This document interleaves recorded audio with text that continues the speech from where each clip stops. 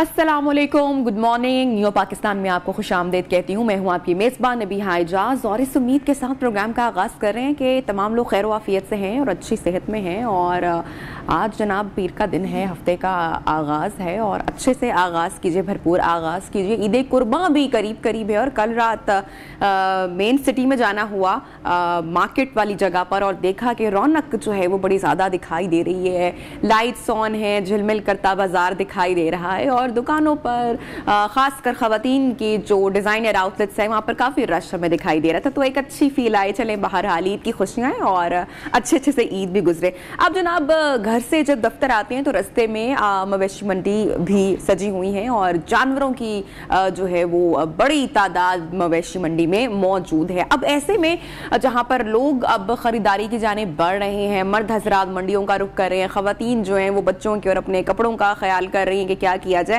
वहीं पर जब सबसे कंसर्न की बात है, मोस्ट इंपॉर्टेंट न्यूज़ वो ये है कि लंपी वायरस का खदशा है, जिसकी वजह से जो बकरे हैं उनके रेट्स भी आप देखें कि आसमानों से बातें कर रहे हैं। अगर नॉर्मल भी किसी बकरे की आप प्राइस पूछो, नॉर्मल से भी, तो मतलब जब मैंने पूछी 2-3 जगह पर व्यापारियों से तो मुझे पता चला कि भाई 80+ है। एंड आई वॉज शॉक्ड कि भाई 80+ का बकरा 82-85,000 का कौन ख़रीदेगा, कौन लेगा। तो ये वो सारे जनाब मसाइल हैं। और लंपी वायरस का जो खदशा है वो कितना ज़्यादा इस वक्त स्वेयर है, सिंध से पंजाब तक ट्रेवल ये कर चुका है और बहुत सारे जानवर भी इससे एक्सपायर हो चुके हैं। तो यही सारी बातें हम जानेंगे। हमारे साथ मौजूद हैं director general research doctor Abdul Rahman साहब। डॉक्टर साहब बहुत शुक्रिया, आपने टाइम दिया प्रोग्राम के लिए। बताएं क्या इकदाम उठाए जा रहे हैं?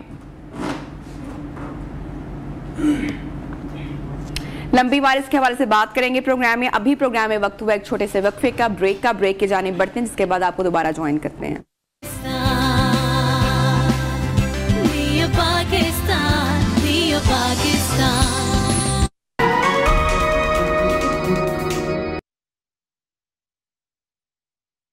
Welcome back. न्यू पाकिस्तान में आपको एक मरतबा फिर से खुशामदीद कहती हूँ और बात हो रही जनाब लंपी वायरस की, जो कि सिंध से अब पंजाब तक पहुंच चुका है। जानवरों की वैक्सीनेशन के हवाले से भी सिलसिले का आगाज हो चुका है।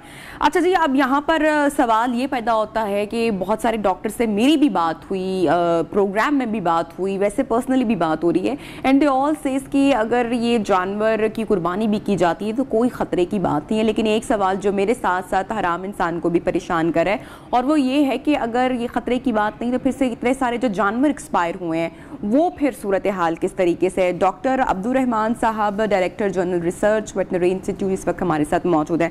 डॉक्टर साहब थैंक यू सो मच, आपने टाइम निकाला हमारे प्रोग्राम के लिए। मुझे सबसे पहले बताइएगा, वैक्सीनेशन वगैरह और इस दीगर बातें मैं आपसे ज़रूर पूछूंगी, क्या लंपी वायरस जिस जानवर को हो उसकी कुर्बानी की जा सकती है, गोश्त खाया जा सकता है, किसी किस्म की खतरे की तो कोई बात नहीं है? बिस्मिल्लाहिर्रहमानिर्रहीम। थैंक यू वेरी मच जी, आपने मुझे एक इम्पॉर्टेंट मौजू पे इनवाइट किया है, जो लंपी स्किन डिजीज़ जो जानवरों को इस वक्त हो रही है। और जानवरों में भी कैटल इन्वॉल्व हैं, यानी गाय और बैल। भैंस के अंदर कोई इस किस्म के कोई क्लिनिकल सिम्टम्स अभी तक नज़र नहीं आए हैं। सवाल ये था कि क्या जो lumpy skin disease affected animal है उसकी कुर्बानी हो सकती है या नहीं हो सकती। मेरे ख्याल में ये जो मामला है ये तो एक फतवे का मामला है, उलमा हजरात ही इसके बारे में कमेंट दे सकते हैं। लेकिन मैं ये बात ज़रूर वाज़े करता जाऊँ कि lumpy skin disease affected animal का गोश्त और दूध दोनों इंसानों के लिए मुज़र सेहत नहीं है। अमूमी तौर पे हमारा जो तरीक़ेकार है वो भी यही है कि हम दूध को उबाल कर इस्तेमाल करते हैं और गोश्त को पका कर खाते हैं। तो एक तो बात ये है कि इस तरह भी ये वायरस जो है वो ख़त्म हो जाता है, डाई हो जाता है। और दूसरी बात, अहम बात ये है कि ये जो लंपी स्किन डिजीज़ का वायरस है, ये DNA वायरस है, ये ऑल टुगेदर डिफरेंट है ह्यूमन के पॉक्स वायरस से। इसलिए लंपी स्किन डिजीज़ किसी तौर पे भी इंसानों को मुतासिर नहीं कर सकती और न करती है। अच्छा, अब मुझे ये बताइएगा, इस वक्त अगर हम इस वायरस की बात करें, पंजाब में क्या नंबर बताया जा रहा है, क्या इकदाम उठाए जा रहे हैं डॉक्टर साहब? जी, पंजाब जो है जी बड़ा प्रोएक्टिवली इस पे काम कर रहा है। पहली तो बात यह है कि हम डिजीज रिपोर्टिंग को इनकरेज कर रहे हैं कि कोई भी ऐसा जानवर ना हो जो हमारे महकमा की जो सर्विसेज हैं उनसे वो बच पाए। हम डिजीज रिपोर्टिंग के हवाले से फार्मर हजरात को ये कहते हैं कि हमारा एक टोल फ्री नंबर है 0800092211, उस पर फौरी तौर पे इतला की जाए। जब वो इतला करेंगे तो उनकी इतला एक सिस्टम में डल जाएगी, जिसके बाद हमारा वहाँ का करीबी जो मुतल्लिका लाइफ स्टॉक डिपार्टमेंट का स्टाफ है वो फौरी तौर पे मुतहर्रिक होगा और उनकी खिदमत के लिए पहुंचेगा। नंबर 2 ये है कि फार्मर्स को हमने ये भी गाइड किया है कि आप अपने मोबाइल के ऊपर ADRS फार्मर एक ऐप है वो डाउनलोड कर रहे, और सिर्फ LSD नहीं बल्कि कोई भी जानवरों की बीमारी हो वो उस पर रिपोर्ट कर सकते हैं। नंबर 2 इसमें जो हमने अमली इकदाम किया है वो ये किया है कि हमारे यहाँ पे एक काबिल जिक्र एक इदारा है वेटरनरी रिसर्च इंस्टीट्यूट लाहौर में, जहाँ पे हम जानवरों की तमाम ज़रूरत की वैक्सीन तैयार कर रहे हैं। हमने अपनी तहकीक के नतीजे में लंपी स्किन डिजीज के लिए भी वैक्सीन तैयार की हुई है, और ये पूरे पंजाब में हम तकरीबन 2 मिलियन डोजेस से ज्यादा ये वैक्सीन डिस्ट्रीब्यूट कर चुके हैं। पंजाब में जहां तक लंपी स्किन डिजीज की सूरत हाल है तो वो काफी हद तक कंट्रोल में है और हौसला अफजा है। इस वक्त कैटल हमारे पास हमारे 2018 के सेंसस के मुताबिक तकरीबन 14.5 मिलियन कैटल है हमारे पास, जिनमें से सिर्फ तकरीबन कोई 11,000 जानवर मुतासिर हुए हैं, और ये ओवरऑल पॉपुलेशन का 0.07% बनता है। इसलिए कोई पैनिक नहीं होना चाहिए। जो कंसर्न की बात है वो ये है कि हम कब हमारे मसलों को संजीदगी से लेंगे। हुकूमती जो इकदाम थे आप उसको किस तरह से देखते हैं? पहले ये सिर्फ वायरस सिंध में मौजूद था, सिंध से पंजाब ये क्यों ट्रैवल किया, ये मेरा सवाल है। मुझे इस बात का अगर जवाब मिल जाए ना कि अगर कोई मतलब हुकूमती टीम भी देख रही है तो आप लोग क्या कर रहे हैं? मतलब कोविड है, आप पाबंदियां नहीं लगाते, सफरी कोविड आ जाता है, ईद कुर्बा है, लोग परेशान हैं, घबराए हुए हैं, बकरों की कीमतें इतनी बढ़ चुकी हैं, तो क्या कोई यहाँ पर कुछ नहीं कर रहा है? एक बीमारी सिंध से उठती है, पंजाब तक पहुंच जाती है, पंजाब में फैल जाती है, तो हमारी जो कंसर्न है वो क्या सिर्फ सियासत रह गई है? जी, मैं अर्ज करता हूं जी कि हमें इस आपके सवाल के जवाब में हमें देखना ये होगा कि ये बीमारी फैलती कैसे है। ये जानवर से जानवर को बीमारी डायरेक्ट ये कंटेजियस नहीं है, डायरेक्ट नहीं फैलती। ये बीमारी वेक्टर के जरिए फैलती है, चिचड़ियों की वजह से, मच्छरों की वजह से और फ्लाइज की वजह से। हमने तहकीक ये की है कि जब इसका जुनियाती तज्जिया हमने किया है तो हमें मालूम ये हुआ है कि ये वायरस इंडिया के वायरस से मिलता जुलता है। तो अब ये मक्खियां हैं, मच्छर हैं, टिक्स हैं, आप इन्हें किसी हद तक कंट्रोल तो कर सकते हैं लेकिन 100% कंट्रोल करना मुश्किल हो जाता है। इससे पहले हमारी एक एक्सपर्ट डॉक्टर से बात हुई थी, ही सेड कि ये कंटेजियस है, ये जानवर अगर आपस में एक साथ रहें तो ये फैलता है, उससे लगता है। दैट मींस कि ये इंफॉर्मेशन गलत है। नहीं, एक जानवर से दूसरे जानवर को डायरेक्ट किसी तौर पे भी नहीं लगती। ये लॉट ऑफ ऑब्जर्वेशंस हैं कि जानवर एक जगह पे बंधे होते हैं और एक जानवर जो है वो बिल्कुल सेहतमंद होता है और दूसरा मुतसरा होता है।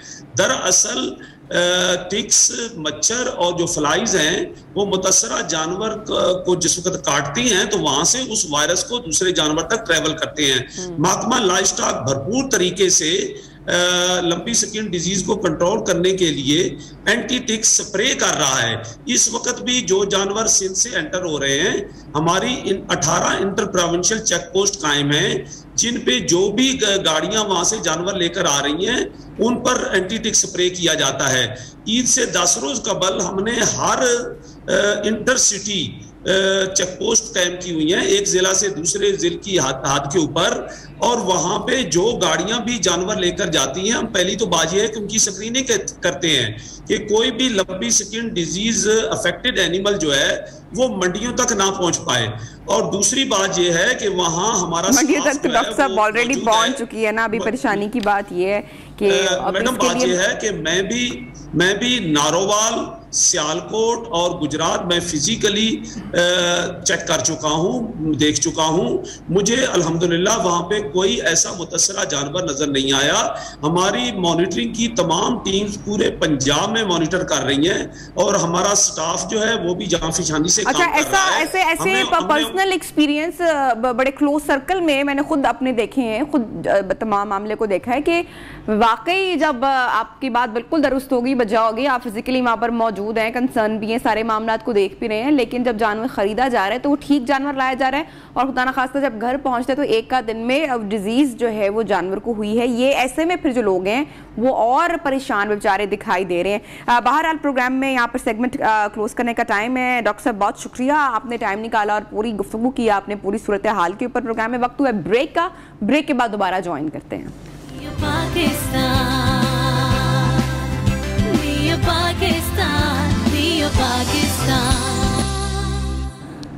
Welcome back. न्यू पाकिस्तान में आपको एक मर्तबा फिर से खुशामदीद कहती हूँ। नाज़रीन, हम सबको पता है कि जो पेट्रोल की कीमतें हैं उसमें किस कदर इजाफा हो चुका है। होशरुबा इजाफा है, 250 तक जो नई कीमत है वो पहुंच चुकी है। आम आदमी बेचारा, अब तो ये बार बार कहना जुमला भी इतना मुझे रिवायती लगना शुरू हो गया कि बेचारा परेशान हो गया है और उसको समझ में नहीं आ रही, क्योंकि अब दर हकीकत ऐसा है, अब क्या ही बात करें। बहरहाल ये तारीख की बुलंद तरीन सतह पर पेट्रोल की प्राइसेस पहुंच चुकी हैं और उसके बाद आपको पता है कि पेट्रोलियम मसनूआत की कीमतों में जब भी इजाफा होता है तो महंगाई का जो एक तूफान है वो खड़ा हो जाता है और ऐसा ही है। तो अवाम को इसमें बहुत मुश्किलात का सामना करना पड़ा है। दूसरी जानिब पाकिस्तान का जो तजारती खसारा है वो एक साल पहले 30 अरब 96 करोड़ डॉलर के मुकाबले में 30 जून को खत्म होने वाली माली साल में 48 अरब 66 करोड़ डॉलर की बुलंद तरीन सतह पर पहुंच चुका है। तवक्का से ज्यादा दरामदात की वजह से 57% इजाफे की निशानदेही करता है। बात करेंगे पूरी सिचुएशन के ऊपर। हमारे साथ मौजूद है माहिर जफर मोतीवाला साहब। जफर साहब, बहुत शुक्रिया, आपने टाइम निकाला प्रोग्राम के लिए।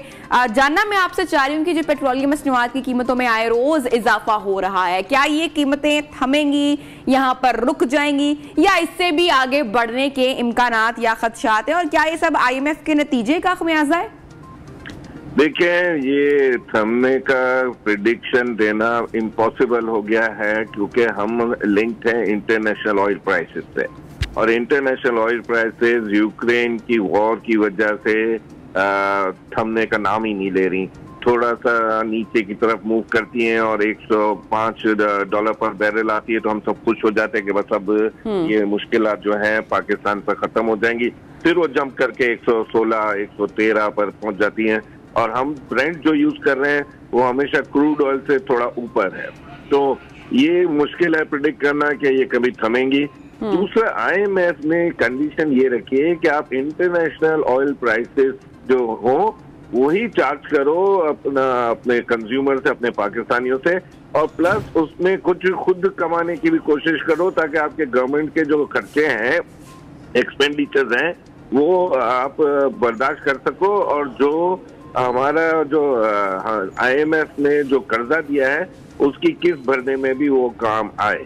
तो ये जो है IMF की जो शर्त है वो ना सिर्फ हम पर है बल्कि दुनिया के हर मुल्क पर जिसने उनसे कर्जा लिया होता है ऐसी ही वो शराइत रखते हैं। इसमें कोई ये बात नहीं है कि वो पाकिस्तान से नफरत करते हैं या कोई भी। आज से हजारों साल पुरानी भी कोई भी ऑर्गेनाइजेशन किसी भी शक्ल में हो, जब वो किसी को उधार देती है तो वो अपना हिस्सा रखती है, अपना पैसे वापसी के लिए शराइत रखती है। अच्छा डॉक्टर साहब, जफर साहब, ये तो बात आपने क्लियरली कर दी कि आगे आने वाले टाइम में प्रेडिक्ट करना इज वेरी डिफिकल्ट कि पेट्रोल की प्राइस नीचे आएगी या फिर यहाँ पर फिक्स हो जाएगी। अच्छा, ये मैं जानना चाहूंगी कि जो इम्पोर्ट बिल में इतना इजाफा है इसकी क्या वजह आप देख रहे हैं? इसकी भी मेन वजह यही है कि हम है ना पहले 75% ऑयल इंपोर्ट करते थे अपने कंज्यूमर के लिए, अपने पाकिस्तानियों के लिए। अब वो 95% हो गया है। हमारे पास जमीन के नीचे कहीं दूर दूर तक ऑयल नहीं है।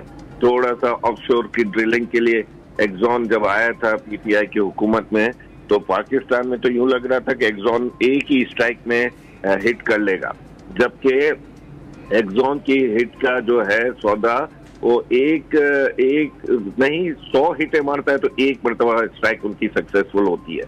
तो हमारे पास ऑयल नहीं है। इंपोर्ट बिल का मेजर हिस्सा जो है वो ऑयल के इंपोर्ट की वजह से। डॉक्टर साहब, ये जो 800 से ज्यादा अशिया की दरामदात पर पाबंदियां लगाई गई, उसके बावजूद तजारती खसारा है कि वो हद तक पहुंच गया है, अब कहाँ खराबी देख रहे हैं आप?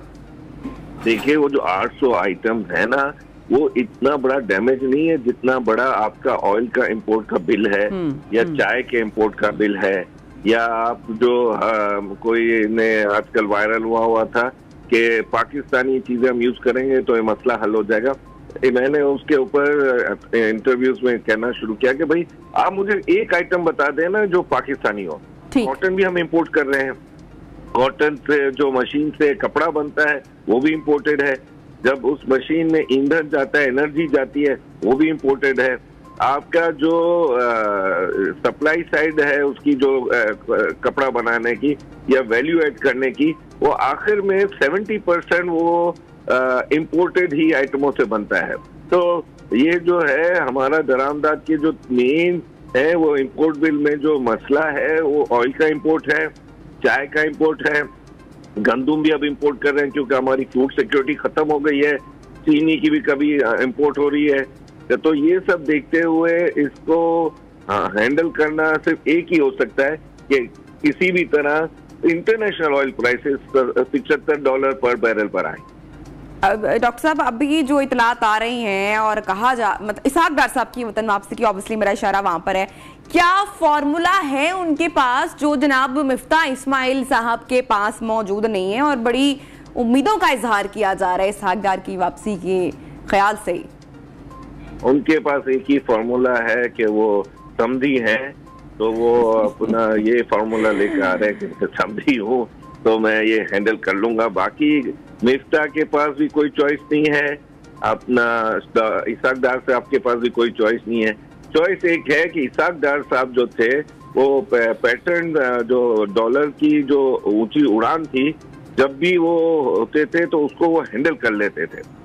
लेकिन अब के सिचुएशन जो इकोनॉमिक कंडीशन है उसमें हम इंटरनेशनली ये जो करेंसी है हार्ड, उसको हम हार्ड करेंसी कहते हैं, जो रिकग्नाइजेबल है दुनिया में, वो स्ट्रॉन्ग ही रह रही है, और पाकिस्तानी रूपी जो है वो वीक ही रहेगा। हाँ, ये हो सकता है कि इसहाक डार साहब आए वापस तो ये दोबारा थोड़ा सा प्रेशर या इंटरवेंशन करें तो ये 200 या 198 रुपए तक आ जाए। यानी कि थोड़ी सी उम्मीद आप कह रहे हैं कि उनकी आमद से थोड़ी सी उम्मीद हम रख सकते हैं कि अगर वो आते हैं तो कुछ बेहतरी हो सकती है, बेहतरी। बिल्कुल, हमारी कैपिटल मार्केट में भी जिस दिन ये खबर आई कि इसहाक डार साहब आएंगे वापस, तो वो जो है उसने भी अच्छा थोड़ा सा रिएक्शन किया है, लेकिन वो रिएक्शन थोड़े टाइम के लिए। Okay, thank you so much doctor साहब, आपने टाइम निकाला हमारे प्रोग्राम न्यू पाकिस्तान के लिए। और यहाँ पर वक्त हुआ एक वक्फे का, ब्रेक के बाद दोबारा ज्वाइन करते हैं, साथ रहिए।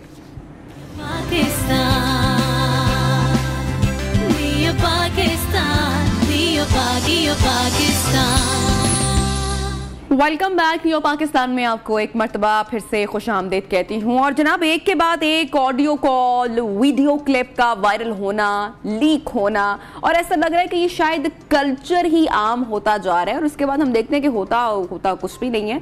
कुछ दिन होते हैं, वायरल क्लिप या ऑडियो लीक होती है, थोड़ा सा तज्जिया तबसरा उसके ऊपर होता है, लेकिन एक्चुअली कोई एक्शन नहीं लिया जा रहा, मामला उसके बाद दब जाता है। अभी रिसेंटली एक और जनाब मुबैना ऑडियो लीक हुई है, चेयरमैन पाकिस्तान तहरीक इंसाफ इमरान खान साहब की अहलिया बुशरा बीबी की ये मुबैना ऑडियो लीक है, जिसमें वो इमरान खान साहब के फोकल पर्सन बराए डिजिटल मीडिया अरसलान खालिद को मुखालफीन पर तनकीद, उनके खिलाफ जो बयानियां है उन्हें गद्दार साबित करने के हवाले से मुहिम चलाने की हिदायत करी है। एक्चुअली ऑडियो लीक में वो क्या कह रही हैं, सबसे पहले आपको वो सुनवाते हैं, फिर आगे गुफ्तगू करते हैं।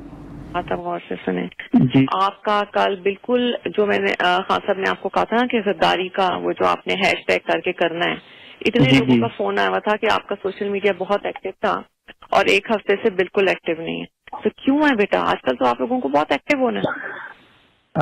अच्छा जी, एक्चुअली कल ना ठीक है, अब मेरी बात जी, ये जैसे अलीम खान है, ऐसे कितने भी लोग हैं जो बहुत आके मेरे खान साहब के हवाले से बोलेंगे, ठीक है, इन्होंने आगे इससे भी ज्यादा गंद डालना है। वो जो मेरी साथ वो बच्ची है फरा, उसके इतना गंद डालना है, लोगों की गवाही भी देंगे, आपने उसका कोई इशू नहीं बनाना, इन सबको लिंक कर देना है गद्दारी के साथ। ओके ये प्री प्लान्ड है। ठीक है जी। ये जो अलीम खान है, ये जो सब बोलेंगे ना, ये सारी एक प्लानिंग के तहत है। तो आपने इसको लिंक कर देना है गद्दारी के साथ।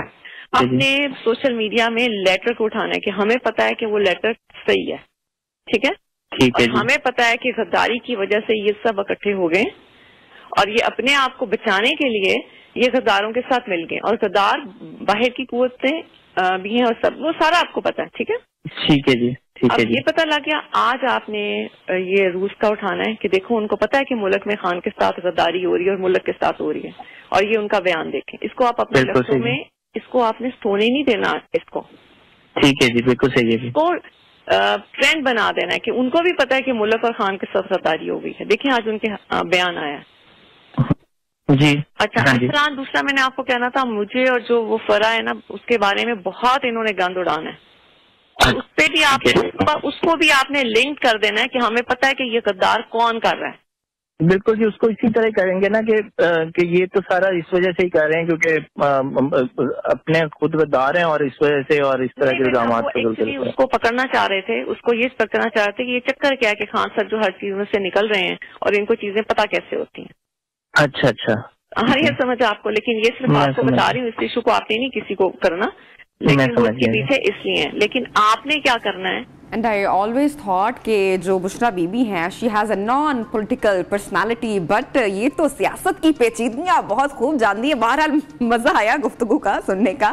Farid Rais, senior analyst and TV host, journalist, सहाफी हमारे साथ मौजूद है। Farid, thank you so much, आपने ज्वाइन किया। तो ये नया कल्चर आप समझते हैं इंट्रोड्यूस हो रहा है, एक के बाद एक कोई ऑडियो लीक होती है, कोई वीडियो क्लिप आता है, हो क्या रहा है? अच्छा नबिया, बड़ा इस तरह के जो इश्यूज हैं वो आजकल, आज से आपने कहा कि यके बाद दीगरे ये सारी चीजें आ रही है। हम सब डिजिटल दुनिया में रह रहे हैं और डिजिटल दुनिया के अंदर आपको खुद अंदाजा है कि अब बहुत सारी चीजें अब उस तरीके से, आप बहुत सारे पासवर्ड्स, बहुत सारी चीजें, बहुत सारी सिक्योरिटी आप लगा लें, लेकिन कहीं ना कहीं चीजें लीक आउट हो जाती है। बहरहाल कतई नजर उस चीज के कि क्या हो रहा है क्या नहीं हो रहा है, लेकिन हमें जिन चीजों के ऊपर जो आज आपका मौजू है और जिसके ऊपर आपने एक गुफ्तगू की है, नंबर वन थिंग ये कि जब इस तरह की किसी के हवाले से भी जब इस तरह की ऑडियो लीक्स आती है तो वो कैटेगोरिकली उसको रिजेक्ट करता है। यकीनी तौर के ऊपर जो फैक्टर्स उसके अंदर होते हैं, जो उसके कैरेक्टर्स होते हैं, नंबर वन थिंग वही उसको अगर उसको एक्सेप्ट करें तो उसके ओरिजिनल या उसके फेक होने का शायबा होता है या उसके ऊपर यकीन आप कर सकते हैं। दूसरी चीज इस चीज के ऊपर है कि यकीनी तौर के ऊपर जब ऐसी शख्सियात की जब ऑडियोज आती हैं, लीक्स होती हैं, तो वो उसको एक्सेप्ट नहीं करते, उनकी तरफ से डिनाइल मोड ही आता है और डिनाइल ही किया जाता है। माजी की आप ऐसी एग्जांपल्स ले लें, मैं बहुत सारी एग्जांपल्स मैं कोट करने लगूंगा तो वक्त उसके अंदर निकल जाएगा, लेकिन वो सबके सामने। और इस तरह की जब ऑडियोज और माजी में भी जो आती रही हैं, उन्होंने चाय की प्याली में तूफान तो खड़ा किया लेकिन कोई बहुत ज्यादा सिग्निफिकेंट उसमें इंपैक्ट नहीं डाल सके। Number one thing. दूसरी चीज जिसके ऊपर आप आ जाएं, अब अगर आप इसकी ओरिजिनल या फेक होने की बात करते हैं, आप इसकी फॉरेंसिक करवा लें। दुनिया के अंदर ऐसे इदारे हैं मौजूद है, फॉरेंसिक के लिए भेजें, वो आपको इसकी सही गलत होने के हवाले से। लेकिन फिर वही बात है कि अगर वो एक क्लिप है, एडिटेड है, कोई चीज है, उसके हवाले से आपको यकीनी तौर के ऊपर सवाल उठेंगे, भाई फिर उसका ओरिजिनल है, तो वो उनका काम है, जो कंपनियों का है, हम उसमें भी नहीं जाते। ठीक। तीसरी चीज आप पर आ जाए कि जो इस वीडियो के अंदर जो कन्वर्सेशन हो रही है, पाकिस्तान तहरीक इंसाफ गो के इस चीज के ऊपर डिनाइल तो कर रही है। वो कहते हैं कि जनाब फेक है, इसका कोई नहीं है, ये तो जनाब ऑडियो वीडियो प्रोडक्शंस जहां से होती हैं वो तो उन्होंने कर दिया। लेकिन हमें इस बात को समझना होगा कि इस वक्त जो एक नैरेटिव चल रहा है, जो नैरेटिव बनाया जा रहा है, और जब से आप देखें कि पाकिस्तान तहरीक इंसाफ की हुकूमत घर गई, एक आईनी तरीक़ाकार से घर गई। आइन के अंदर जमहूरी तरीक़ाकार यह है कि वोट ऑफ नो कॉन्फिडेंस उसके अंदर लिखा हुआ है। अगर किसी भी सिटिंग प्राइम मिनिस्टर के against vote of no confidence आ जाता है, उसको घर जाना है। मुत्तहिदा अपोजिशन ने वोट ऑफ नो कॉन्फिडेंस को लेकर आया, वजीर आजम इमरान खान उस वक्त घर चले गए, उसको उन्होंने अब लिंक कर दिया, जो हम देखते हैं उन्होंने नैरेटिव बना दिया। नैरेटिव ये बना दिया, नंबर वन थिंग ये कि अमेरिका ने उनके खिलाफ साजिश की। नंबर दूसरी चीज उन्होंने ये चीज कर दी कि यहाँ के जो लोकल कैरेक्टर्स थे उन्होंने उनके साथ मिलकर साजिश की। फिर जो इसके अंदर बात चल रही है, एक बात और नबिया बड़ी समझने की है, यहां पे हिदायत दी जा रही है कि जनाब ट्रेंड बनाना है। हम बहुत खुश होते हैं कि सोशल मीडिया के अंदर जो है वो जो ट्रेंड्स होते हैं, आप खुद जानती हैं इस चीज के अंदर कि जो ट्रेंड्स बनते हैं, अगर वो ऑर्गेनिक खबर बन जाती है, मतलब ये है कि वाकई वो आवाम की आवाज है, वो वाकई जो है वो वॉइस है। लेकिन यहाँ पे कस्टमाइज ट्रेंड्स हैं, यहां पे अपनी मर्जी के ट्रेंड्स हैं, और पाकिस्तान तहरीक इंसाफ इस चीज के अंदर बहुत एक्सपर्टीज रखती है कि वो अपनी मर्जी के ट्रेंड बना लें। तो इसका मतलब ये हुआ कि एक नेटवर्क है लोगों का, उसके अंदर आप मिला के वो आप उनको पे करें, उनको पैसे दें, और उसके बाद आप उसको ट्रेंड बना के उसको वॉइस ऑफ द नेशन बना के पेश करें। नंबर वन थिंग, ये एक बहुत बड़ा जिसे कहते हैं कि एक आप उसको कह लें कि एक लिबादा है, एक मास्क है, या खुशफहमी है, या खुशफहमी में मुब्तला करने वाली बात है। दूसरी चीज इस चीज के अंदर जो पीटीआई के साथ इस वक्त है तो वो तो ठीक है, जो उनके हक में बात करते हैं वो बिल्कुल ठीक है, जो उनके नैरेटिव को आगे लेके चलते हैं वो बिल्कुल ठीक है, वो किसी भी शोबे के अंदर हो। लेकिन जो लोग उनसे इख्तलाफ करें वो गद्दार हैं, जो लोग उनसे इख्तलाफ करें वो जो है वो मुहिब्बे वतन नहीं है। यानी इसका मतलब यह हुआ कि क्या हुब्बुल वतनी की एक नई डेफिनेशन पीटीआई अपने नए पाकिस्तान जिस नैरेटिव की वो बात करते थे, जो नैरेटिव देते थे, क्या हुब्बुल वतनी ये कि पीटीआई को सपोर्ट करें तो आप हुब्बुल वतन है, और अगर आप ना करें तो आप गद्दार। और आप ये देख लें, यही खान साहब अपनी स्पीचेस के अंदर लोगों के दिमागों में डालते हैं। दूसरी बात, वो लोगों को जिस तरीके से दिमागों को पोल्यूट कर रहे हैं, एक बात याद रखिएगा नबिया, दो फैक्टर्स बहुत इंपॉर्टेंट है किसी सोसाइटी के अंदर, वो एक है खौफ और नफरत। ये दो एलिमेंट्स हैं। अगर ये दो एलिमेंट्स किसी भी सोसाइटी के अंदर आप इंजेक्ट करते रहें, उनमें से कोई एक भी, तो वो सोसाइटी के अंदर सोचने और समझने की सलाहियत खत्म हो जाती है। आप इस चीज को लिंक कीजिए कि सोचने और समझने की सलाहियत इस वक्त खत्म हो चुकी है। जो अंधी तकलीद है उसके अंदर अगर पीटीआई कुछ कह रही है, इमरान खान कोई बात कह रहे हैं, लोग उस पर यकीन कर रहे हैं। तो फरीद, ये तो फिर बात चली गई ना कि जो मुबैना ऑडियो लीक हुई है, गद्दारी का तो बयानिया सेट करने का प्रॉपर प्रोपेगेंडा किया जा रहा है, पूरे मतलब मंसूबे के तहत काम किया जाता है। बिल्कुल, मैं यही बात को लिंक करने की, आपको समझाने की और अपने नाज़रीन को समझाने की कोशिश कर रहा हूं कि मान लिया जाए पीटीआई डिनाई करती है, ऑडियो ठीक है, फेक है, लेकिन जो उनका नैरेटिव है, जो वो जिस नैरेटिव को लेके चल रहे हैं, उससे तो यही साहब आप कड़ी से कड़ी मिला लीजिए। क्या ऐसा नहीं है कि जो पीटीआई का साथ नहीं है वो गद्दारी उसके ऊपर लेबल नहीं लगा रहे, जो पीटीआई की बात को नहीं मान रहे, जो उनके नैरेटिव को एक्सेप्ट नहीं कर रहे, उनको वो हुब्बुल वतन करार नहीं दे रहे, जो उनसे इख्तलाफ कर रहे हैं वो एक्सट्रीम की तरफ जाते हैं, वो उनकी तरफ तशद्दुद। ट्विटर आप देख लें, फेसबुक, आप सोशल मीडिया के प्लेटफॉर्म देख लें, आप थोड़ा सा आप इख्तलाफ कर लें, चले आप इख्तलाफ कीजिए, थोड़ा सा इख्तलाफ किसी बात के ऊपर, और आपकी खिलाफ जो है ट्रोलिंग्स होंगी, आपको बुरा भला कहा जाएगा, अब्यूजिव लैंग्वेज इस्तेमाल की जाएगी, तरह तरह की आपके ऊपर जो है किरदार कुशी की जाएगी। क्या यह है पाकिस्तान? क्या यह चीज है कि आप इख्तलाफ नहीं कर सकते पाकिस्तान के अंदर? आप क्या पीटीआई की चीजों के ऊपर तनकीद नहीं कर सकते? भाई, तनकीद करना, इख्तलाफ करना हक है किसी भी माशरे के अंदर। अगर आप माशरे के अंदर इन चीजों को हटा देंगे तो वह माशरा बदबूदार माशरा हो जाएगा। और पाकिस्तान तहरीक इंसाफ जिस नैरेटिव को खान साहब लेके चल रहे हैं, आप मुझे बताएं, यूथ के दिमागों में, जहनों के अंदर आप गद्दारी जैसी चीज को इंजेक्ट कर रहे हैं, आप नफरत फैला रहे हैं, आप खौफ फैला रहे हैं, और आप सोचने समझने की सलाहियत आप छीन रहे हैं। तो ये वो चीजें जिनको अगर आप लिंक करें इन चीजों को, आपको नहीं मालूम कि फराग होगी की करप्शन कितनी है, आपको नहीं मालूम कि फराग होगी जो है वो पाकिस्तान से फरार इस वक्त है, आपको नहीं मालूम कि ट्रांसफर पोस्टिंग्स के ऊपर जो बातें चला करती थी वो आज दुरुस्त साबित हो रही हैं। तो वो तमाम चीजें ऐसी हैं जो इस कन्वर्सेशन के अंदर अगर आप जमीनी हकायक और पहलुओं को सामने रखें और अगर आप लिंक करें तो लगता तो यही है कि ये वो सारी चीजें जो इस वक्त हो रही हैं, जो इस वक्त की जा रही हैं, इस नैरेटिव को बयान किया जा रहा है। बार बार वो खान साहब अपना खत उठाते हैं, लहराते और कहते हैं कि जनाब ये देखें, ये है वो खत जिसकी बिना के। भाई, आपको अगर इन तमाम चीजों पे इख्तलाफ करना है, नंबर 1 पॉइंट पीटीआई को चाहिए, उन्होंने असेंबलियों का फ्लोर क्यों छोड़ा? वो असेंबलियों के अंदर रहते, वहां से वो इस्तीफे भी दे रहे, स्पीकर जब बुलाते उनकी मंजूरी के लिए वो जा भी नहीं रहे, और उसके साथ वो असेंबली से तनख्वाहें भी ले रहे हैं। असेंबली के अंदर रह के इख्तलाफ नहीं कर रहे, वहां पे अपोजिशन नहीं कर रहे, बल्कि वो सड़कों पर आकर एहतजाज करना चाहते हैं, वहां पे वो जलसे करना चाहते हैं, वहां पे आके वो लोगों को इंस्टिगेट करना चाहते हैं, वहां पे वो आके गद्दारी की और साजिश की बातें दिमागों में पोल्यूट करना चाहते हैं। और मैं आपको एक बात और बता दूं, ये जो नैरेटिव तय किया जा रहा है, पाकिस्तान को बंद गली की तरफ धकेलने की कोशिश। अच्छा फरीद, क्योंकि टाइम कम है, मैं आपका कमेंट जरूर लेना चाहूंगी। कल अता तारर और मलिक अहमद खान साहब प्रेस कॉन्फ्रेंस करते हैं और वो ये फरमाते हैं कि फराह खान के खिलाफ रेड वारंट जारी किए जाएंगे।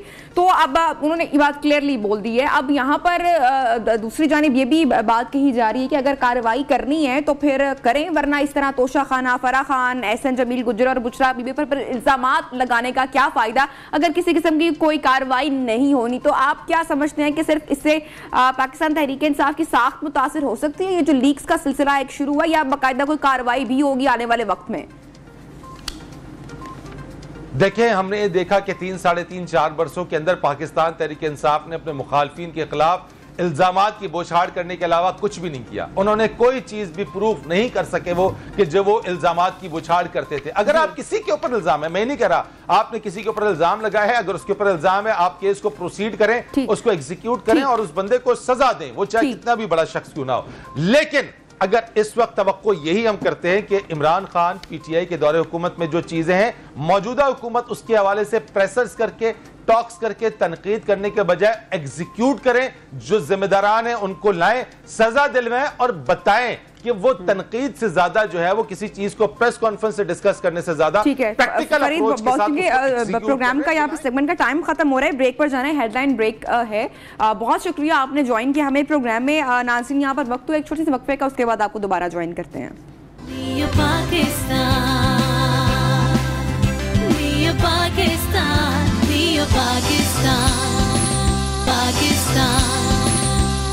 Welcome back. न्यू पाकिस्तान में आपको एक मरतबा फिर से खुश आमदीद कहते हैं। और जनाब, गर्मी का मौसम है, जुलाई का महीना है, वैसे तो मानसून का आगाज़ हो चुका है और सोचा ये था कि मानसून का आगाज़ होगा तो बारिशों का भी बड़ा ज़बरदस्त आगाज़ होगा और मौसम ज़रा ठंडा हो जाएगा, लेकिन गर्मी। Hello, excuse me, live show चल रहा है, आप कहाँ पर भाई? मैडम, ये आपके लिए एक मैगजीन है। भाई आप जो भी है आप बाद में आए, अभी न्यूज़ उनको आने किसने दिया यहाँ पर? उमर साहब, नाज़िर साहब। मैडम, ये इंपॉर्टेंट मैगजीन था, इस वजह से मैं आया। अच्छा, इस मैगजीन में क्या खास बात है? यहाँ पर तो डेली न्यूज़ मैगजीन आते हैं, देख सकते हैं। अच्छा चलें जी, देखते हैं। आप थैंक यू सो मच, बहुत शुक्रिया। भी देखते हैं कि इस मैगजीन में क्या खास बात है। अच्छा जी, Pakistan first 3D printed, open करके देखते हैं इसको।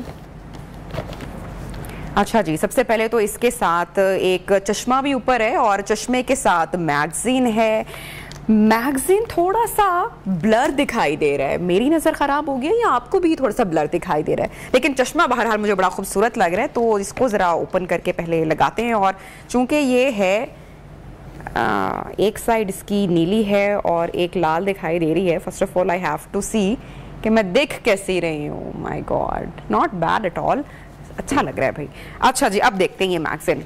Okay, super for change, jazz with super 4G। सो जनाब, ये जैज का फर्स्ट 3D मैगजीन है और हमेशा की तरह जैज ने ये फर्स्ट स्टेप लिया है प्रिंट मैगजीन की दुनिया में, और वंस अगेन एक मरतबा फिर से वेरी इनोवेटिव, और जो नॉर्मल एड है प्रिंट का उसको जैज ने एक मरतबा फिर से चेंज करके रख दिया है।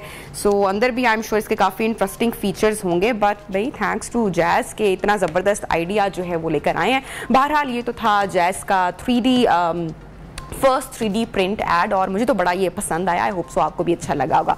अब जनाब हम बढ़ते हैं प्रोग्राम में आगे और हम आपको बताएंगे कि आज किस शख्सियत की हम बात करने वाले हैं प्रोग्राम के इस हिस्से में, इस सेगमेंट में। और एक शेर मुझे याद आ रहा है, वो मैं आपके साथ ज़रूर शेयर करूंगी। जिंदगी जबरे मुसलसल की तरह काटी है, जिंदगी जबरे मुसलसल की तरह काटी है, जाने किस जुर्म की पाई है सजा याद नहीं। तो जनाब, अगर इस शेर की मानित जिंदगी किसी शख्सियत ने गुजारी है तो वो खुद इस शेर के राइटर हैं, इस शेर के मालिक हैं। हम बात कर रहे हैं जनाब सागिर सिद्दीकी साहब की, जिनको बिछड़े हुए 48 बरस बीत गए हैं और 48 बरस के बाद हुकूमत ने इनको सिविल अवार्ड देने का फैसला किया है। बहरहाल इतना ज़रूर कहेंगे कि बहुत देर कर दी मेहरबान आते आते, और इसी हवाले से बात ज़रूर करेंगे। अच्छी काविश है, अच्छी एफर्ट है।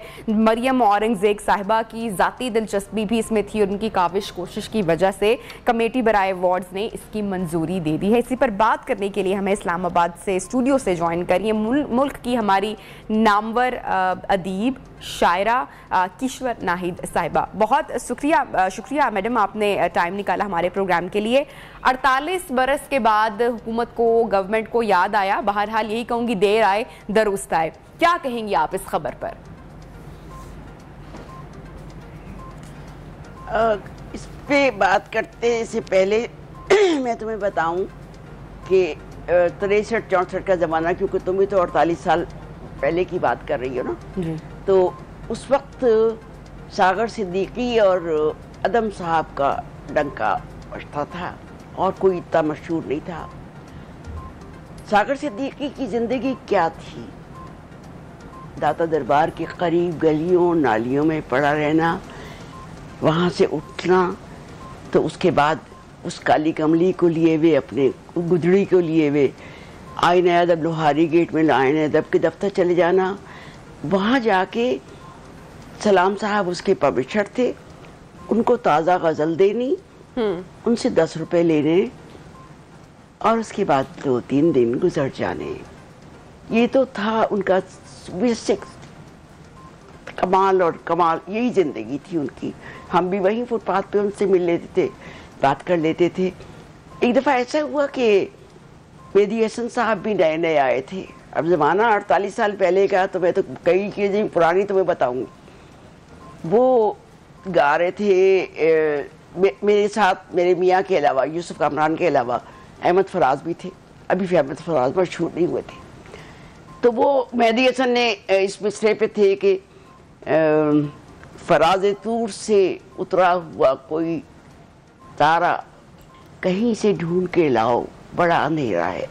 बड़ी उस ज़माने में मकबूल गज़ल थी। तो फराज साहब ने जब ये शेर सुना तो उसने फ़ौरन बदल दिया। मेहदी ने कहा फराज तूर से उतरा हुआ कोई तारा। मैंने कहा मेहदी साहब ये फराज तूर है, ये फराज साहब का शेर नहीं है। उन्होंने कहा अच्छा माफ़ कीजिए, दोबारा पढ़ा। इसके बाद फराज तो हमेशा से ही फ़िक्रा गो था। उसे मुझे कहा अच्छी भली मेरी इज्जत बनी हुई थी, तुमने ख़राब कर दी। तो बहरहाल ये तो फ़िक्रेबाजी हो गई, ये बात हो गई। आपने जो सवाल उठाया है वो ये है कि 48 साल के बाद उनको क्यों याद किया गया। असल में हमारी मिनिस्ट्री इंफॉर्मेशन आर्कियोलॉजी डिपार्टमेंट हो गई है। उनके यहाँ पुराने किसी ने कह दिया होगा कान में कि इनको अवार्ड नहीं मिला, तो उन्होंने ढूंढ के उसको मिला दिया। मैं आपको इस साल की कहानी बताऊं। मैं प्रेसिडेंट हाउस गई थी, मुझे हिलाले इम्तियाज़ मिला था। मेरे सामने एक खातून बैठी थी, वो उठ के मेरे पास आई और उसने कहा कि मैं आप फला है फला। मैंने हाँ जी हाँ। मैंने कहा तुम कौन हो? कहने लगी कि मैं मजीद अमजद साहब की भांजी की बेटी हूँ। अच्छा, तो फिर मुझे कोई और नहीं था ख़ानदान में, तो मुझे कहा गया कि मजीद अमजद का अवार्ड मैं ले आऊँ। मुझे तो पता नहीं है उनके बारे में कुछ भी। तो यही सागर सिद्दीकी का तो ख़ानदान भी नहीं है कोई। और फिर ये कि अगर अवार्ड देना है तो मुझे जो अवार्ड दिया था मैं उसको कहती हूँ, वो हिलाले इम्तियाज़, वो एक ठीपा सा बना हुआ होता है जिसे तमगा कहते हैं। वो पहले भी सितारा इम्तियाज़ वो ठीपा सा था जो दिया गया था। बहुत शुक्रिया दिया गया। लेकिन ये जो हुस्न कारकर्दगी है, इस पे 10 लाख रुपए मिलते हैं। तो 10 लाख रुपए सागर सिद्दीकी की कब्र पे जाके चढ़ाने, उसको कोई और दे दो। इज्जत देनी है तो सितारा दे दो, हिलाल दे दो। इज्जत तो हमारे यहाँ हमेशा ही शोहरत और इज्जत जो है वो बढ़ने के बाद मिलती है, ज़िंदगी में बहुत कम लोगों को मिलती है। तो पहले भी उन्होंने इसी तरीके से राशिद साहब के साथ भी यही किया, बुखारी साहब के साथ भी यही किया। तो अच्छा, यहाँ पे मैम यही बात जो है वो फिक्र की बात ये है कि जब कोई हयात भी होता है तो उसके साथ उस तरह से हम शायद इंसाफ नहीं कर पाते हैं। शायद ये ओवरऑल एक अलमिया है, बदकिस्मती है। और सागर साहब ने भी देखे ना, एक ज़माने को उन्होंने मुतासिर किया, लेकिन उनके साथ भी उस तरीके से वो इंसाफ नहीं हो पाया। फिल्म वालों की बात की जाए, पब्लिशर्स की बात की जाए या हुकूमत की बात की जाए, क्या कहेंगी आप? देखिए, फिल्म में थोड़ा सा पॉपुलर थे, अदब में जो उस ज़माने के अदीब थे उसके दरमियान उनकी चीज़ें पढ़ी जाती थी और रेडियो पे बहुत गाई जाती थी। असल मसला ये है कि माली मुनफ़ईद कहाँ मिलती है। खाली शेर कहने में तो माली मुनफ़ईद नहीं होती। हमारे मुल्क में कुछ ना कुछ करना पड़ता है।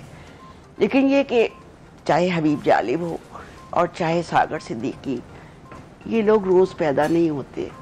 इन लोगों ने जो शेर की माहियत को समझ के हमारे सामने क्लासिकी अदब पेश किया है, वो हर एक के मुक़द्दर नहीं होता। लेकिन हमारी हुकूमतों में बहुत कम लोग पढ़े लिखे आते हैं। बल्कि मांगे तांगे का इल्म भी रख लें तो मुझे कोई एतराज़ नहीं है कि बात तो अच्छी करें। तो जब बात भी नहीं करते, और अब ये सिलसिला पिछले साल से, कई साल से चला रखा है इन लोगों ने कि जो भूले बिसरे लोग हैं उनको इज्जत दी जाए, अच्छी बात है, ये अच्छी बात है। लेकिन फिर आप अगर दे रहे हो इज्जत तो फिर उनके नाम की इज्जत के लिए कोई बड़ी चीज़ लगाओ। ये पैसे का कैश देना जो है ना, ये उनकी कब्र पे नहीं चढ़ाया जा सकता। और ये मैंने पिछली दफ़ा भी एतराज़ किया और अब भी कह रही हूँ।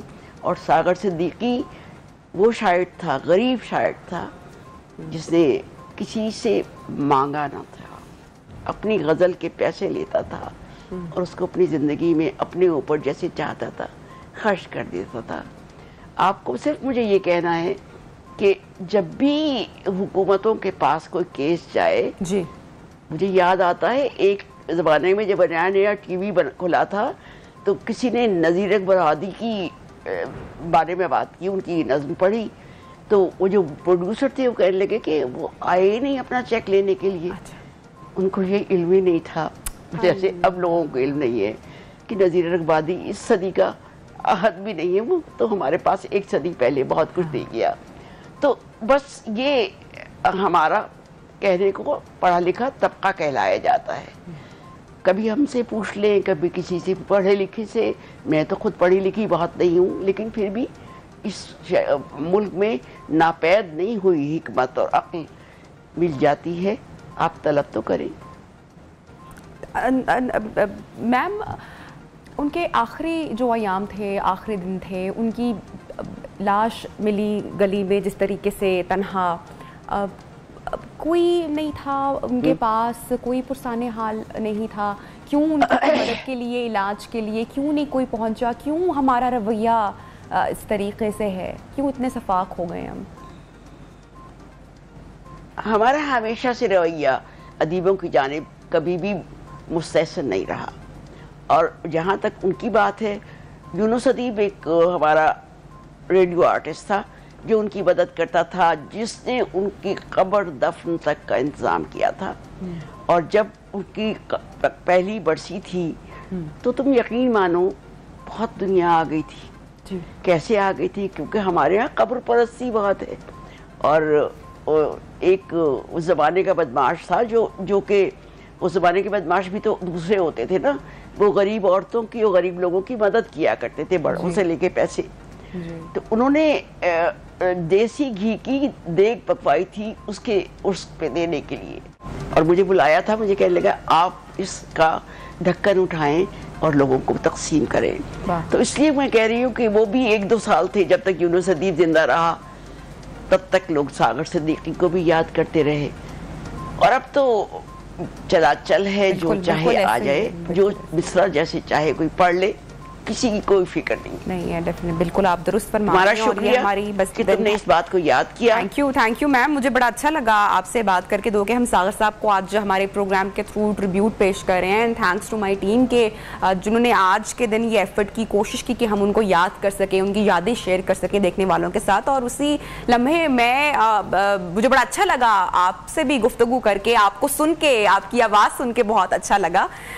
Thank you so much for joining us in neo Pakistan. और प्रोग्राम में वक्त हुआ एक वक्फे का, ब्रेक के बाद दोबारा ज्वाइन करते हैं, साथ रहिए। नियो पाकिस्तान।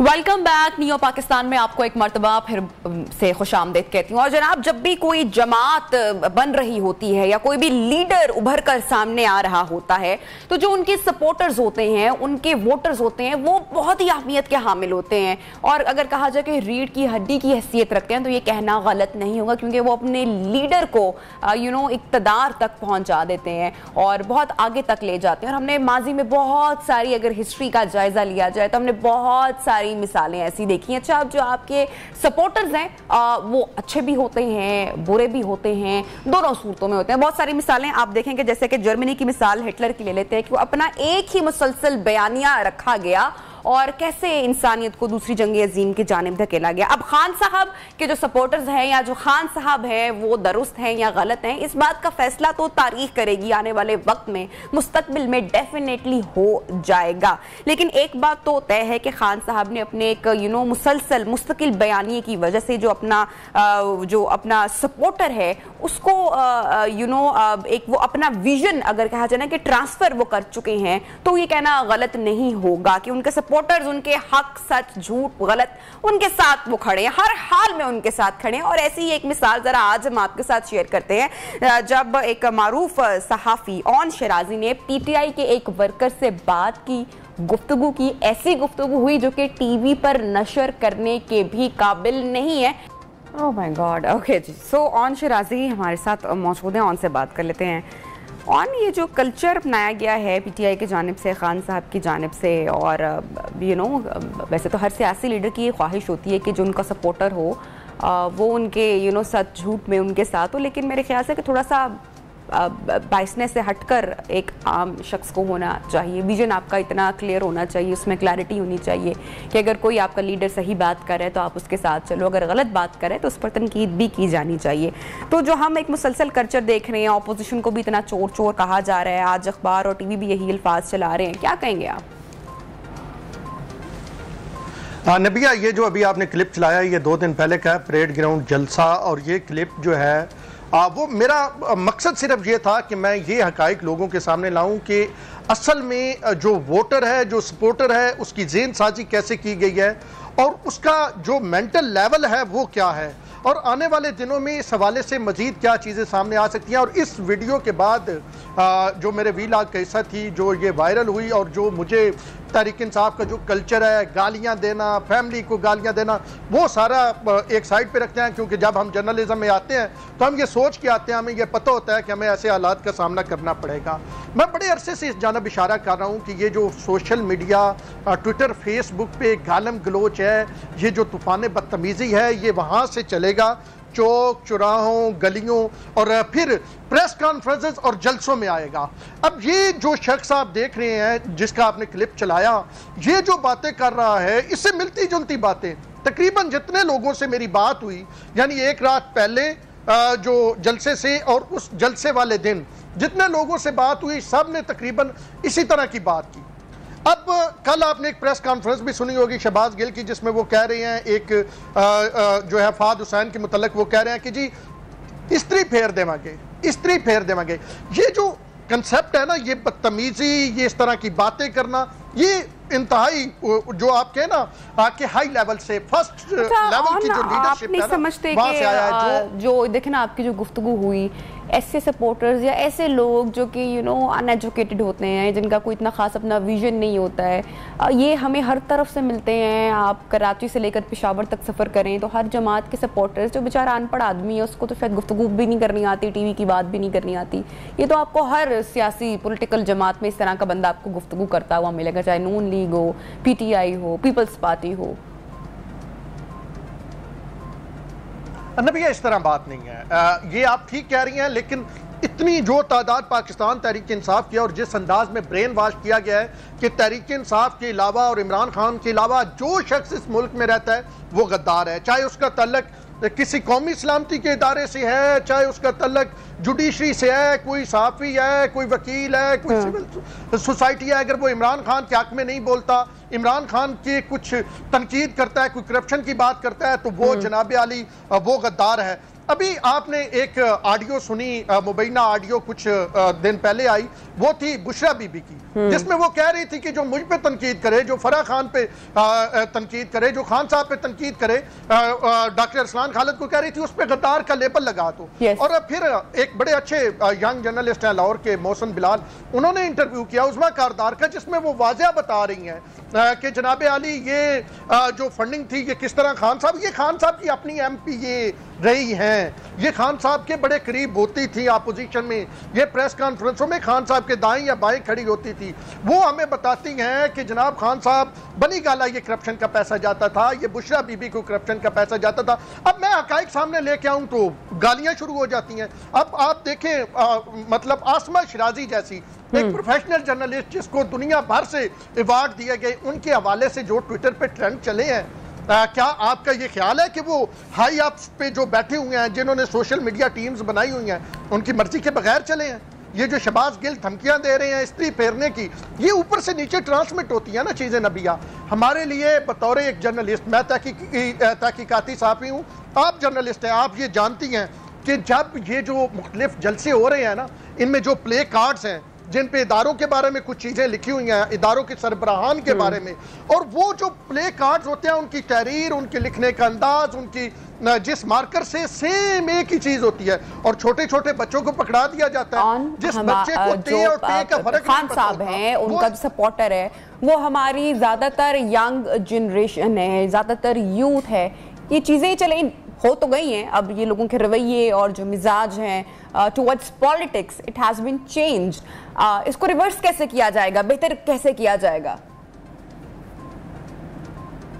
नबिया, ये जो आपकी नस्ल है इसमें तो कम अज कम रिवर्स नहीं होगा। मैं तहरीक इंसाफ के जलसे कवर करता हूँ, मैं सिर्फ इस्लामाबाद में नहीं, पेशावर जाता हूँ, लाहौर में जलसा, एबटाबाद, ये वो मैंने जलसे कवर किए हैं। ये जिस तरह ब्रेन वॉश की गई है, ये सिर्फ अब आप देखें ना कि पाकिस्तान के कौमी सलामती के इदारों पे जिस तरह के इल्जामात लगाए जा रहे हैं, जो ट्विटर पे ट्रेंड चलाए जा रहे हैं, बाय डिजाइन सारी चीजें हो रही हैं। जो बच्चों के हाथ में प्ले कार्ड्स पकड़ा रहे हैं, वो बच्चे, मैं पहले जैसे कह रहा था, टे और टे का फर्क नहीं जानते, और वो इदारों पे उन्हें पता है इस पे क्या लिखा हुआ है, और वो तस्वीर मखसूस ट्विटर हैंडल से डाली जाती है और मखसूस ट्विटर हैंडल उससे रीट्वीट करते हैं, और उनका अगर आप खुरा ढूंढे तो वो बुशरा बीबी वाली वो जो ऑडियो अभी लीक हुई है वहां से जाके मिलता है, जिसमें वो कह रही है कि गद्दार का इल्जाम लगाएं, गद्दार का फतवा लगाएं, हमारे पे बात करेंगी, फरा पे बात करेंगी। तो ये अब कम अज कम जो एक तरीकेकार पाकिस्तान तहरीक इंसाफ ने अडॉप्ट किया, ये देखे ना, अगर ये निचली सतह पे होता फिर तो चलो लीडरशिप कहती तो मामला ठीक हो जाते, ये ऊपर से नीचे आ रहा है ना। और अगर यंगस्टर्स में यूथ का ये रवैया है, जो हमारा जो मुल्क का जो रोशन मुस्तकबिल है, अगर उनके रवैये में हम इस कदर तब्दीली देख रहे हैं तो ये सोचने की बात है, और इसको रिवर्स कैसे कर सकते हैं ये भी सोचने के लिए है। बहरहाल thank you so much on Shirazi, आपने टाइम निकाला हमारे प्रोग्राम न्यू पाकिस्तान के लिए। प्रोग्राम में वक्त हुआ ब्रेक का, उसके बाद ज्वाइन करते हैं, साथ रहिए। ये मंजर कराची के इलाके नाज़माबाद के हैं, जहां घर की छत पर पाले गए कुर्बानी के 2 बैलों को क्रेन से नीचे उतारा गया, जबकि इंतजामिया गायब। मोहम्मद इजाज नामी शहरी ने अपने घर की 4थी मंजिल से 2 भारी भरकम बैलों को जमीन पर उतारा। जब पूछा गया तो कहते हैं उनको किसी ने नहीं रोका, कोई ऐसा नोटिफिकेशन नहीं आया, और जब आएगा तो फिर देखेंगे, उसका जवाब भी देंगे इंशाल्लाह। ये मंजर करीबन 1 घंटे तक चलता रहा, लेकिन ना पुलिस आई और ना कोई हुकूमती एहलकार। कैमरामैन मोहम्मद जुल्फिकार के हमरा मानिया Shakeel, neo news Karachi. So guys, ये वीडियो आपने देख ली, और ये कोई इस साल का मंजर नहीं है। एवरी ईयर बहुत सारे ऐसे हादसा होते हैं, वाक़यात होते हैं, क्योंकि कराची में आपको पता है कि फ्लैट सिस्टम बहुत ज्यादा है, और वहां पर लोग 3-3, 4-4, 5-5 मंजिला इमारत में रहते हैं, और ऐसे में आपके पास स्पेस नहीं है, लॉन नहीं है, गली में जगह नहीं है, खाली प्लॉट्स नहीं कि जानवर को कहाँ रखा जाए। तो क्रेन के थ्रू जानवर को छतों पर रखने का रिवाज बहुत आम है, और हर साल बहुत सारे हादसा भी होते हैं। इसी हवाले से बात करेंगे कि इस बार इंतजामिया कुछ एक्टिव दिखाई दे रही है कि नहीं दिखाई दे रही। By the way, I received notification last day, जिसमें पूरे SOPs दर्ज थे कि जानवर को किस तरीके से ईद उल अजहा तक ट्रीट करना है, कहां बांधना है और क्या करना है। बहरहाल बात करेंगे हमारी न्यूज रिपोर्टर मानिया शकील से। जी अस्सलाम वालेकुम मानिया, बताइएगा इस बार इंतजामिया कुछ एक्टिव दिखाई दे रही है, हालात कुछ बेहतर है? वालेकुम अस्सलाम नबिहा। एक्टिव दिखाई देना या हालात बेहतर दिखाई होना तो सब कह सकते हैं कि ये सिर्फ हम सोच सकते हैं कि शायद कभी हालात बेहतर हो जाए, लेकिन हालात बेहतर नहीं बदतरीन दिखाई दे रहे हैं। गुज़िश्ता साल जो है नोटिस जारी हुआ था लाइव स्टॉक की जानिब से कि उसको घर की छत पे पालना जो है वो गैर कानूनी है, और साथ साथ क्योंकि आपको याद होगा कि 2020 में एन ईद के दिन जो लोग जो है क्रेन के जरिए जो है जानवर को नीचे उतार रहे थे और हादसा पेश आया था, और वहां से गाय जो है वो गिर गई थी, और नीचे गिरने की वजह से उसकी हड्डी टूट गई और उसको इमरजेंसी वहीं पे ज़िबा करना पड़ा। मीन्स के एक जानवर के साथ अज़ियत सुन्नत इब्राहिमी का मौका है। जानवर को कहा गया है कि बहुत मोहब्बत से रखा जाए, अपनी औलाद जैसी उसको मोहब्बत दी जाए, वहाँ पे ये तमाशे लगाते हैं। ये जो एजाज नामी शहरी हैं, ये कोई आज का नहीं वाकया, मैं कई सालों से देखती हुई आ रही हूँ और पता चलता है कि जी तकरीबन 12-13 साल हो गए ऐसे कि ये जो है यही तमाशा होता है कि इनका 4 मंजिला घर है और उसकी छत पे इलाके जो गायें बैल जो हैं वो रखते हैं और उसके बाद फिर क्रेन बुलाते हैं। बाकायदा ये मीडिया इन्विटेशन चला है एक दिन पहले इन्होंने तमाम मीडिया में इन्विटेशन शेयर किया, सब जगह इन्विटेशन शेयर किया। उस वक्त इंतजामिया को होश नहीं आया। ये क्रेन जो है तकरीबन 1 बजे से उनकी गली में मौजूद थी। ये नाज़िमाबाद 3 नंबर का इलाका है और वो क्रेन जो है वो उसके बाद फिर ये तमाशा शुरू हुआ। तकरीबन 3 बजे से 4 बजे के दरमियान जो है ये सारा माजरा चलता रहा कि क्रेन पे वो बांधा उन्होंने, 2 बैल उतारे और भारी भरकम बैल थे। और हैरान कुन बात ये कि इतने लोग जमा है, इतने रश जमा है, ना कोई पुलिस एहलकार नजर आ रहा, ना कोई हुकूमत की जानिब से नजर आ रहा, जबकि इसको बाकायदा तौर पे गुज़िश्ता साल ही नोटिफिकेशन जारी हो गया था कि जी ये गैर कानूनी है। लेकिन उसके बावजूद ना कोई, मतलब ऐसा लग रहा था जैसे शायद पुलिस बेखबर है इन चीज़ों से। और हमने अपनी आंखों से ये चीज़ देखी कि सारा जमाना तमाशबीन बने ये सब कुछ देख रहा है और इंतजामिया कहीं नहीं है। माने कितने केसेस रिपोर्ट हो जाते हैं एवरी ईयर, कितने हादसा रूनुमा हो जाते हैं, और क्या कोई लॉ भी है ऐसे लोगों के अगेंस्ट कि जो जानवर छतों पर पालते हैं उनके खिलाफ कोई किसी किस्म का एक्शन भी लिया जा सकता है? जी बिल्कुल, एक्शन तो इसलिए भी लिया जा सकता है क्योंकि ये कानून ऑलरेडी हमारे पास मौजूद है कि लाइव स्टॉक को पालने का एक तरीकेकार होता है। उसके लिए एक जगह जो है मख्तसी जाती है, उनके खाने पीने के किस तरह से ख्याल रखा जाता है, ना कि उनको क्रेन से उतार के झूले दिए जाते हैं। कुर्बानी का जानवर है, सुन्नत अदा करनी है, वो छत पे पालते हैं लोग। उसके बाद सबसे जो चीज़ हमें भी देखने में बहुत हैरान कुन लगी और हम भी देख के इस चीज़ को बहुत तकलीफ देह मंजर था कि आम तौर पे जो बच्चे हैं या हम में से भी कई लोग बड़े होते हैं, उनको हाइट फोबिया होता है। 4 मंजिला इमारत है, वहां से आपने गाय को लटकाया है, ना आपने उसकी आंखों को कवर किया, आपने चले उसको बांध दिया, लेकिन क्या गारंटी है कि कोई हादसा नहीं पेश आ सकता? जबकि हम जब उसे अपनी आंखों से देख रहे थे तो हमने देखा कि गाय की जो नकील थी, वो नाक पे जो रस्सी थी वो खिंच रही थी, उसकी वजह से उस गाय को भी तकलीफ हो रही थी। ना आपने आंखों पे कोई पर्दा रखा है। और उसके बाद आपने जब जमीन पे जब उसको उतारा, उसको लैंड किया, हमने वीडियो में आपको नजर आया होगा कि जब लैंड किया तो वो जो गाय थी वो बेचारी इधर उधर भागने से लगी। जाहिर है कि वहाँ पे बच्चे भी मौजूद हैं, खुदा न खासा किसी बच्चे के साथ हादसा पेश आ सकता था, उस गाय को खुद लग सकती थी। इवन आपने देखा होगा कि एक तो वो उन्होंने जब वो गाय से उतारे तो वो एक उनको झूला ऐसा लगाया गाय को कि वो जाके क्रेन से जाके टकराई है। तो आप कुर्बानी के जानवर को बेसिकली तकलीफ दे रहे हैं। ये एक तरह से गैर कानूनी भी है और गैर अखलाकी भी है। गैर कानूनी है, साथ साथ जो गुज़िश्ता साल नोटिफिकेशन पहले ही जारी कर दिया गया था। 2020 में हादसा पेश आया था क्योंकि कराची की एक जगह पे ऐसा नहीं होता, मतलब नॉर्थ नाज़िमाबाद, ये तो नाज़िमाबाद का इलाका था, उसके अलावा एफबी एरिया में एक जगह पे होता है। बहुत शुक्रिया आपका, आप हमें पूरे सूरत हाल से अपडेट करी थी। बिल्कुल एक्शन भी लिया जा सकता है ऐसे लोगों के खिलाफ। लेट्स सी कि इंतजामिया कितनी एक्टिव रहती है इस बार, और अल्लाह ना करे कि इस बार कोई इस तरह के हादसा भी रूनुमा हो। बहरहाल थैंक यू मानिया, हमें अपडेट करने के लिए। प्रोग्राम का वक्त हो रहा है खत्म, इंशाल्लाह कल होगी मुलाकात। अल्लाह हाफिज।